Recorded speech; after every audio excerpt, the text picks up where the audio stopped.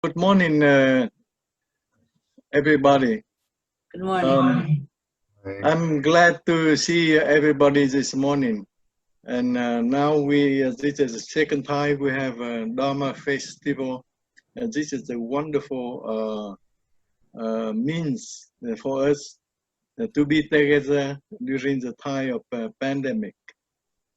As you know, that the pandemic is raging. It's not going to stop, and we don't know when. So this is a safe way to be together, in order to learn from each other. So I pray for everybody to be healthy, to be peaceful, to be happy, to be safe during this time of pandemic. So please enjoy the Dharma festival. Thank you. Thank you, Tay. Fernando, I see that you join us. Would you like to say anything? Please open your microphone. No, I'll talk later. Okay, you can do later when we finish. You can give us some closing remarks. That'll be wonderful. Yes, that's fine. Okay, thank you. So now, welcome to all of our presenters. This is the second edition of our 2020 Dharma Festival. And I'm so grateful that we are able to do this.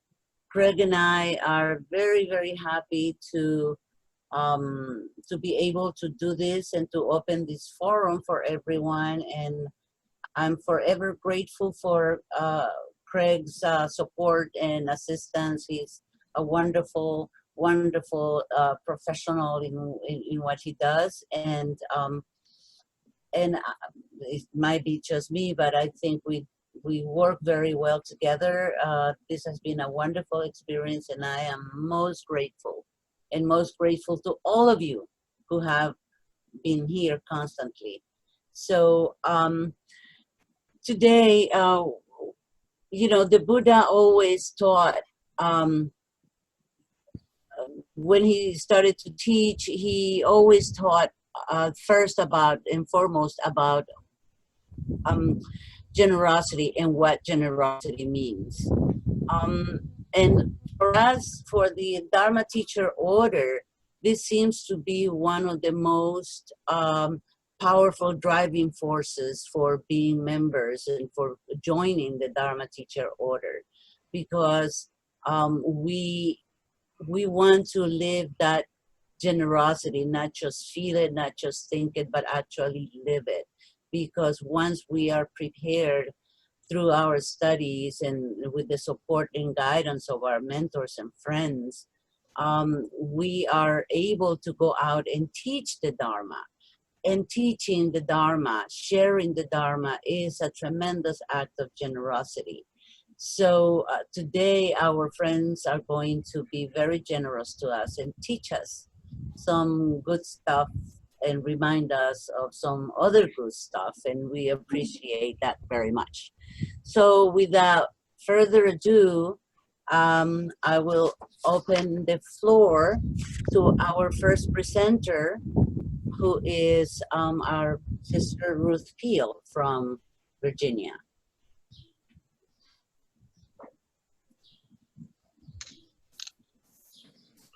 Good morning, everybody. This was quite a challenge to consolidate everything into a 10-minute hearing. I have a tendency to like to go into a lot of depth and detail and diversions and explanations. So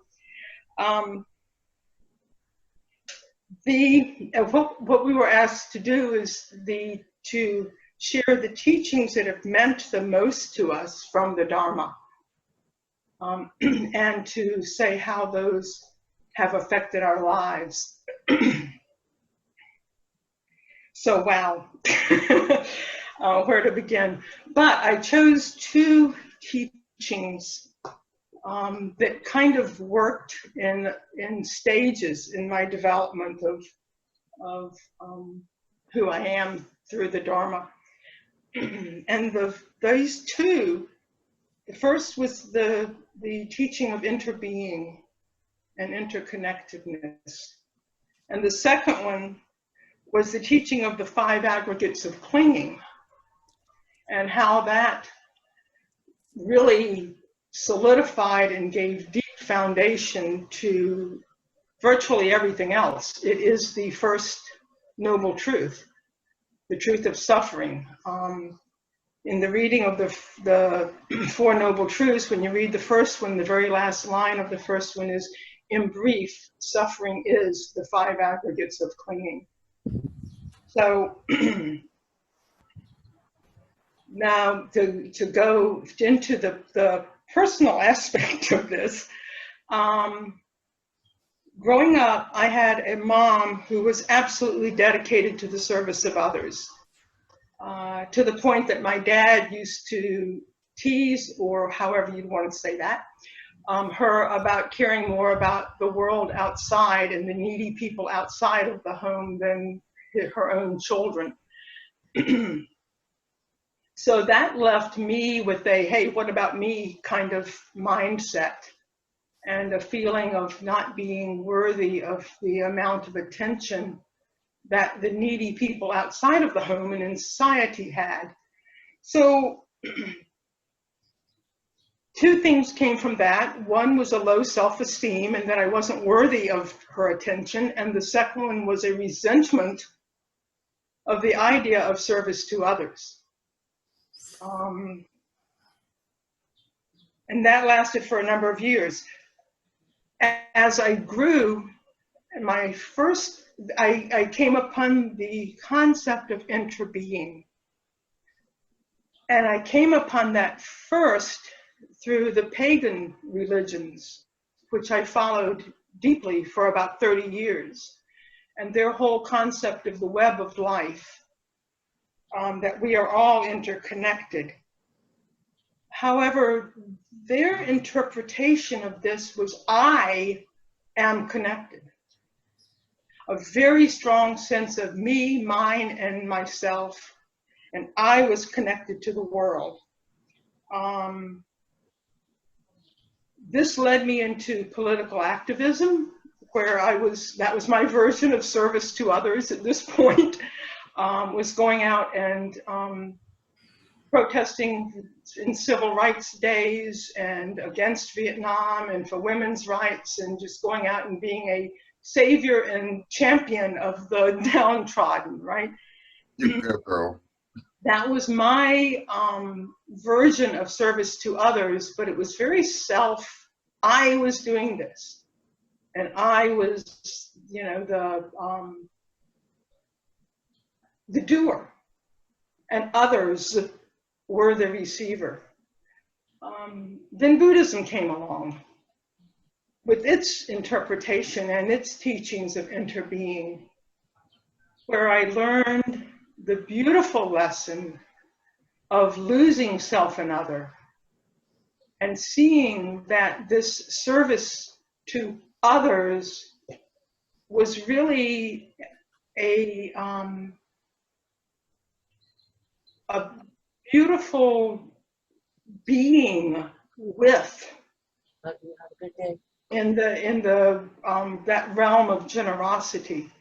There was no sense of, I am doing this for you. I am working for you. There was that true, deep sense of interbeing. And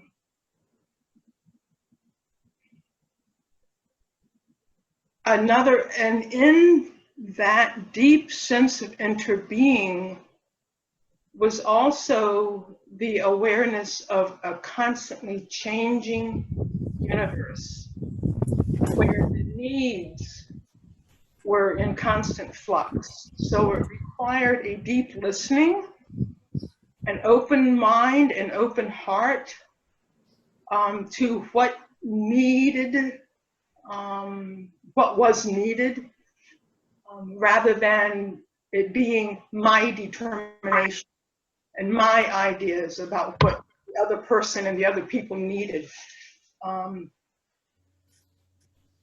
So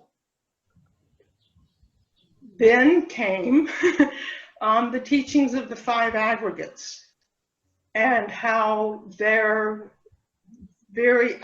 very existence and our experience, the human experience, is dependent on the sensory input that comes into our being and creates our form, feeling, perceptions, impulses, and consciousness. That awareness really brought my sense of non-self bringing, it's not over yet, bringing my sense of non-being to a deeper and deeper depth. When you see the flux of the amount of input that is coming into us every nanosecond of a nanosecond, we're being bombarded by senses. Bombarded is kind of a negative word, but engulfed with millions of sensory inputs through all of our eyes, ears, nose, tongue, body, and mind. And as we process those things, there is constant change. As we receive those things, there is constant change. And the awareness there for me was the fluidity of existence, the insubstantiality on a deep level of existence. So when seeing that, of course, that dissolved the me, I'm doing this thing, right? It just blew it out of the water, so to speak. Not to say it doesn't still come up, but at least there's an awareness. There is an understanding, at whatever level I have reached understanding, of that fluidity of all existence. That requires ongoing effort. And the Buddha talks about effort. It's one of the 6 perfections. It's high on the list of the 7 qualities for enlightenment.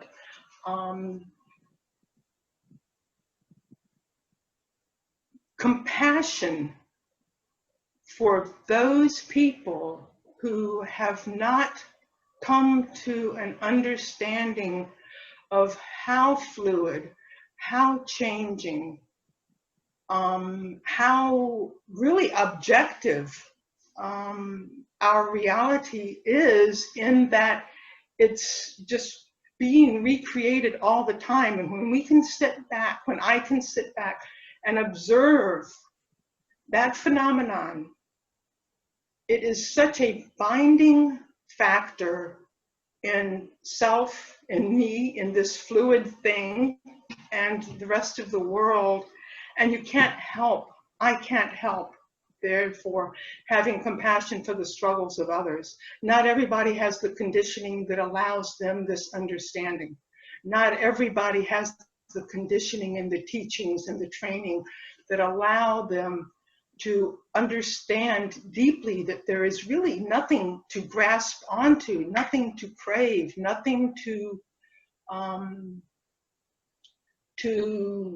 fixate yourself on. That if we can sit back and let life be what it is, observe it with an open mind and an open heart, understanding the fluidity, understanding the complexity of it, then our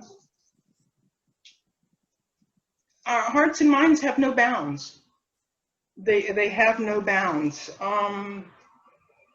We understand suffering, we understand compassion, and we understand service. We understand the non-self, and we understand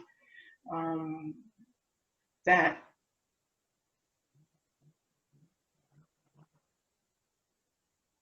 we understand the source of the suffering, which goes right back to the first noble truths whose task is understanding of suffering, which there again boils down to the 5 aggregates of clinging. So that has been my, that is my guiding light, always interbeing in those five aggregates of clinging. Working step by step to hopefully have moments when I can at least recognize what is happening and recognize that we have the potential to drop that clinging, of letting go, as the Buddha did, as an enlightened being does, and allows those aggregates to come in and be without the clinging of our conditioning to taint us. So that's my heart, that's my soul, in quotation marks, that's my mind, that's my guiding light. And I remind myself of it, and it is a conscious reminding myself of it. It is not automatic yet, but it's there and it's developing. So thank you. Thank you very much for listening. Yeah. Thank you, Ruth. So now we have 3.5 minutes for Ruth's period bracket to questions, answers, comments from all of us. So, hey, Ruth. I always love hearing you talk and being able to discuss things with you. And I love how you touched on as you often do, your past history with activism. And something that really caught me in what you said today was about how in some of the old stuff that you had worked with, there was that really well-developed sense of I, like I am, doing this and that sort of thing. And then how you talked about with the Buddhist teachings, the interbeingness and the fluidity of self and other, and stepping away from those concepts of self and other and that sort of thing. And that really hits pretty deep for me. That resonates a lot for me. I think particularly for me with everything that's going on right now in the world. So thank you. Thank you, Dave. Yeah.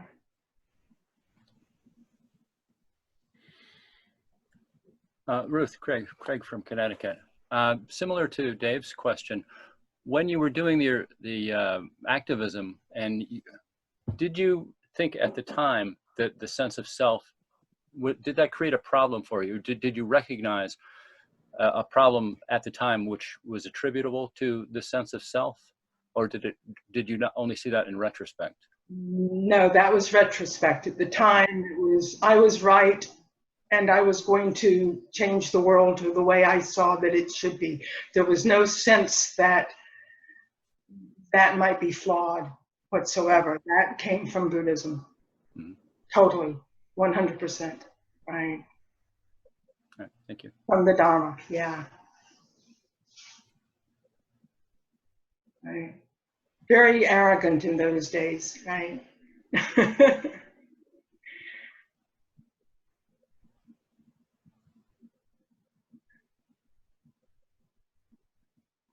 Happily and bowing in.